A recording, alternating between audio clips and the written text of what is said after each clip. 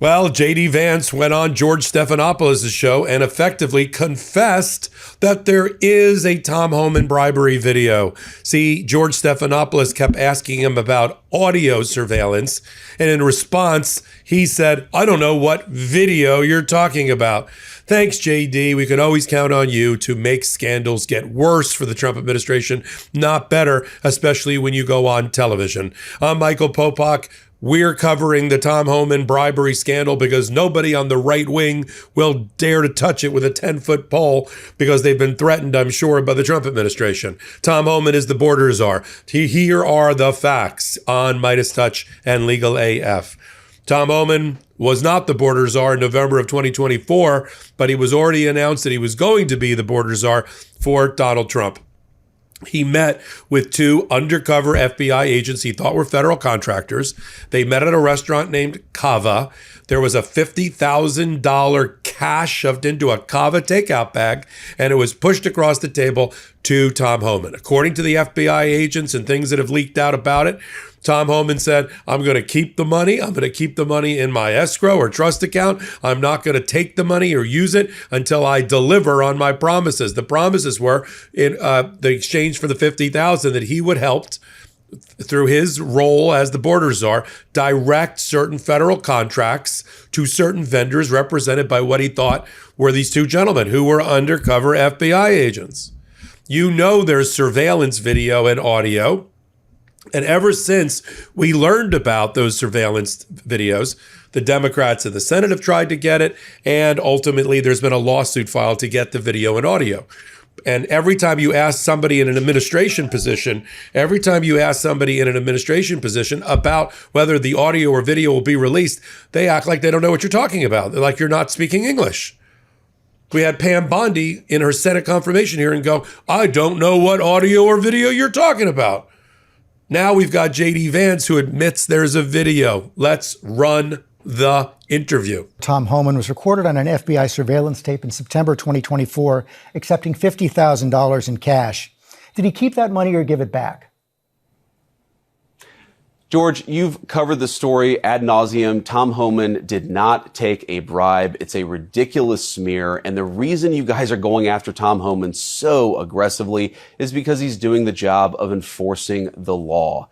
I think it's really preposterous. I know Tom. I think that he's a good man. He gets death threats. He gets attacked. He gets constantly threatened by people because he has the audacity to want to enforce the country's immigration laws. I think that it would be a much more interesting story about why is it that Tom Homan, who is simply enforcing Americans' immigration laws, is getting constantly harassed and threatened to the point of death threats. That's a much more interesting question that I think journalists should focus on. We can agree to disagree on that question. Well, wait, you said he didn't take a bribe, but I'm not sure you answered the question. Are you saying that he did not accept the $50,000? George, this story has been covered ad nauseum. He did not take a bribe. Did he accept $50,000? I'm sure that in the course of Tom Homan's life, he has been paid more than $50,000 for services. The question is, did he do something illegal? And there's absolutely no evidence that Tom Homan has ever taken a bribe or done anything illegal, which is why he's working in the administration. I'm asking you, did he accept the $50,000 that was caught on the surveillance tape? Did he accept that $50,000 or not? George, I don't know what you're talking about. Did he accept $50,000 for what? He was recorded on an audio tape in September 2024, an FBI surveillance tape, accepting $50,000 in cash. Did he keep that money? Accepting $50,000 for doing what, George? I'm not even sure I understand the question. Is it illegal to take a payment for doing services? The FBI has not prosecuted him. I've never seen any evidence that he's engaged in criminal wrongdoing. Nobody has accused Tom of violating a crime, even the far left media like yourself. So I'm actually not sure what the precise question is. Did he accept $50,000? Honestly, George, I don't know the answer to that question. What I do know is that he didn't violate a crime. So you don't, what was caught on the tape, you're saying right now you don't know whether or not he kept that money? I don't know what tape you're referring to, George. I saw media reports that Tom Homan accepted a bribe. There's no evidence of that. And here's, George, why fewer and fewer people watch your program and why you're losing credibility, because you're talking for now 5 minutes with the Vice President of the United States about this story regarding Tom Homan, a story that I've read about, but I don't even know the video that you're talking about. Did you catch it there? Stephanopoulos kept saying audio, surveillance, audio. And the JD Vance said, I don't know what video you're talking about, because we know there's a video, JD, and we know you've seen it. But look at the way they're conflating and eliding around in the new language that they're using around the Tom Homan scandal.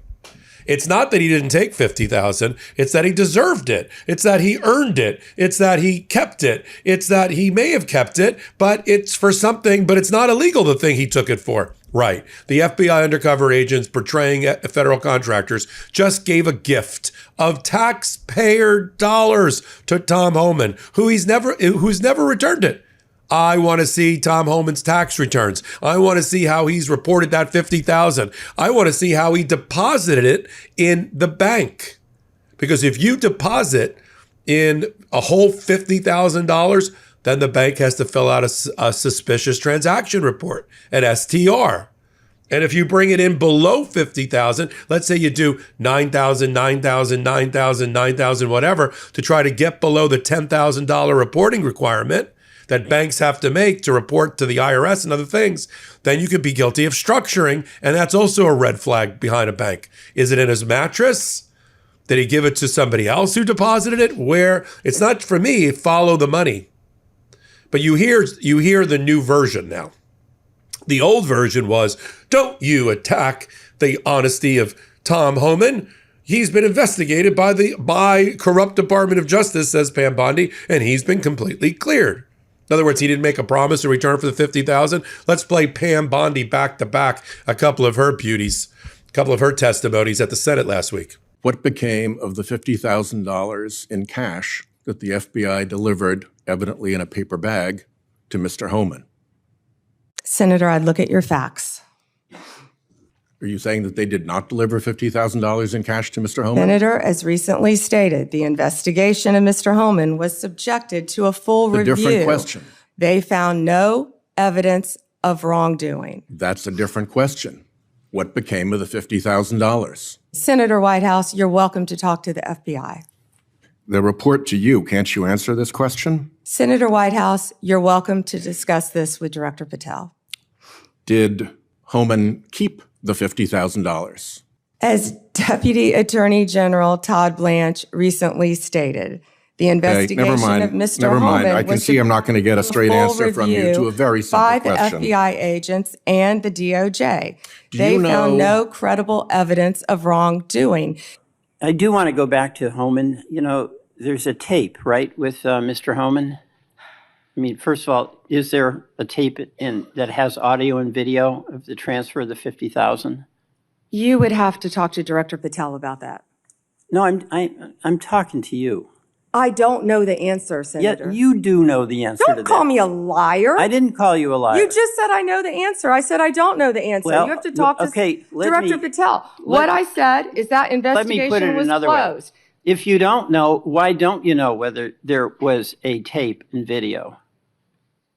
Senator, I believe that was resolved prior to my confirmation as Attorney General. Do you think that it is of public interest for the people to know what happened to the $50,000 that the FBI turned over to Homan? Did you hear what I just said? That was resolved prior to my confirmation as Attorney General. That's why I said I would not know. It's not resolved.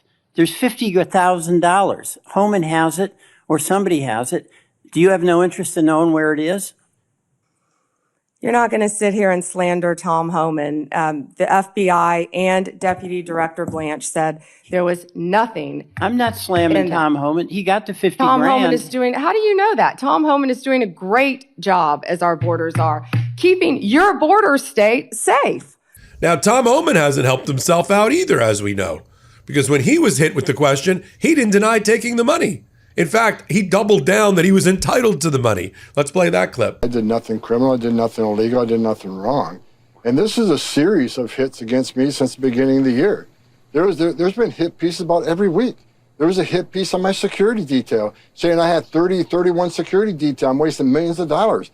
I had about a quarter of that. I think I had 8 security detail at the time. I had a 4-car caravan. I had 2. Another story about I'm helping certain companies with their contracts. Here's what people need to understand. Day one of the administration, when President Trump asked me to come back and we entered on duty, I met with ethics attorneys, and by law, you're supposed to recuse yourself from any company you had affiliations with before. But I took it a step further. I recused myself from all federal contracts. I won't have any decision-making in any federal contract, but people, including this recent case, people are saying, I'm going to line the pockets of people. The hit pieces keep coming, but I know who's chumming the water. I know who keeps throwing this information out, and the media jumps all over it. And they're going to see some legal actions real soon. I'm working with the legal team. I'm done with it. Now, once again, we got an ABC White House problem.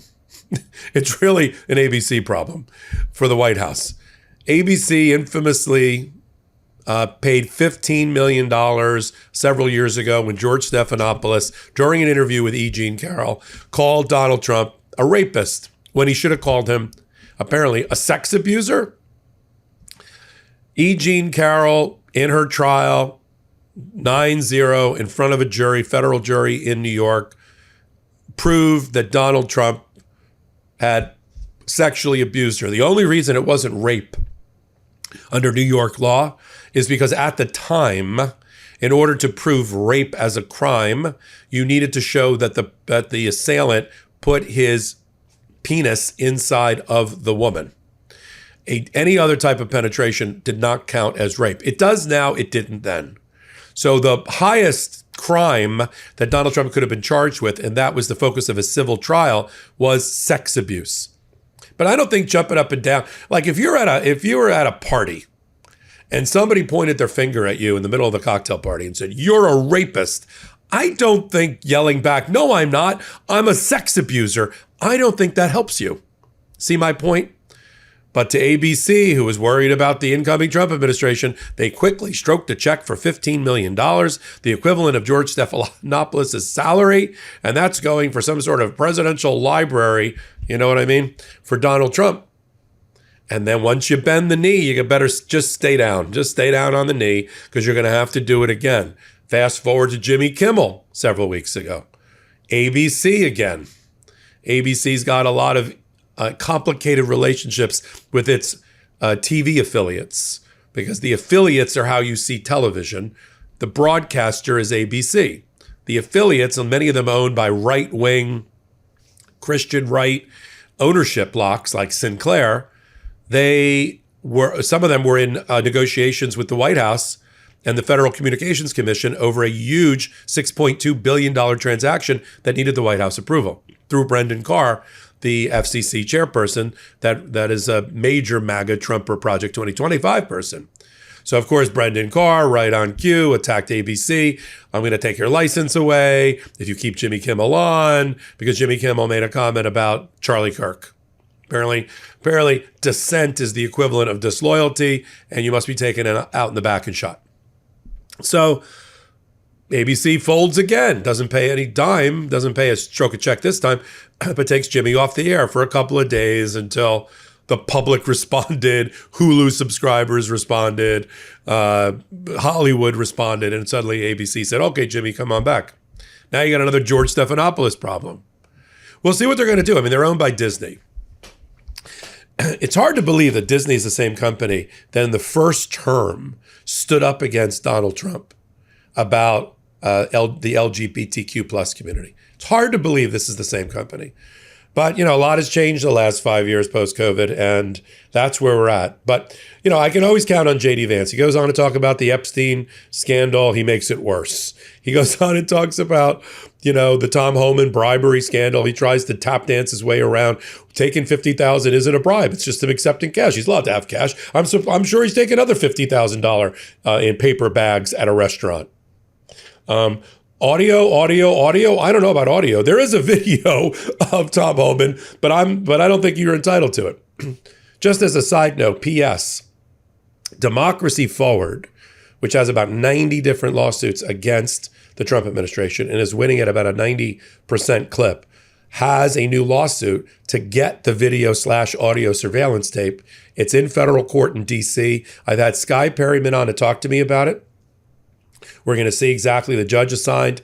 And then this was off of a Freedom of Information Act request that was rejected by the Trump administration. But now here we are with a lawsuit to get the tape. Thanks for telling us that one exists, JD Vance. We can always count on you. I'm Michael Popok. We can count on you here on MeidasTouch and Legal AF. Take a minute. Come over to Legal AF Substack, hit the free subscribe button, and help us with our Legal AF YouTube channel as well. So until my next report, this is Michael. Can't get your fill of Legal AF? Me neither. That's why we formed the Legal AF Substack. Every time we mention something in a hot take, whether it's a court filing or a oral argument, come over to the Substack. You'll find the court filing and the oral argument there, including a daily roundup that I do called, wait for it, Morning AF. What else? All the other contributors from Legal AF are there as well. We got some new reporting. We got interviews. We got ad-free versions of the podcast and hot takes. Where? Legal AF on Substack. Come over now to free subscribe.